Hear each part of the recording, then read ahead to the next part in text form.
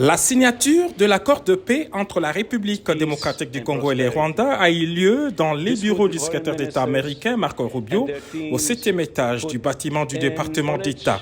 Le premier cercle de Donald Trump s'est mobilisé pour cet événement. Le conseiller principal du président Trump pour l'Afrique, Massad Boulos, a assuré la modération, tandis que le patron de la diplomatie américaine, Marco Rubio, était assis au milieu de deux représentants de la RDC et du Rwanda. Côte à côte, les deux signataires ont fait leur entrée par une salve d'applaudissements. Dans une atmosphère très détendue, Massad Boulos a expliqué l'essence de cet accord. Pour les États-Unis d'Amérique, il est temps de rétablir la paix en République démocratique du Congo. Chacun des deux ministres s'est brièvement exprimé.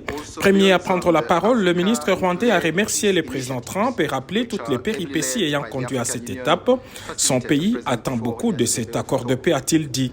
Pour sa part, Mme Thérèse Kayikwamba a remercié le président Trump et le président Félix Tshisekedi pour l'aboutissement heureux de cette signature. Nous voulons une paix durable et réelle pour les populations de l'Est, a-t-elle insisté. Elle a salué le leadership du président Tshisekedi et l'accompagnement de l'Union africaine et du Qatar. Le secrétaire d'État américain, lui, a déclaré que le président Trump est un homme de paix. Il tient beaucoup au retour de la paix dans la région des Grands Lacs et particulièrement entre la RDC et le Rwanda. Il veut poursuivre cette entreprise de pacification partout à travers le monde où il n'y a pas de paix. En présence de plusieurs personnalités américaines, des chefs de diplomatie du Qatar et du Togo, les deux ministres congolais et rwandais ont signé l'accord et ont partagé pour la première fois une poignée de main. Chaque pays était accompagné des 4 officiels.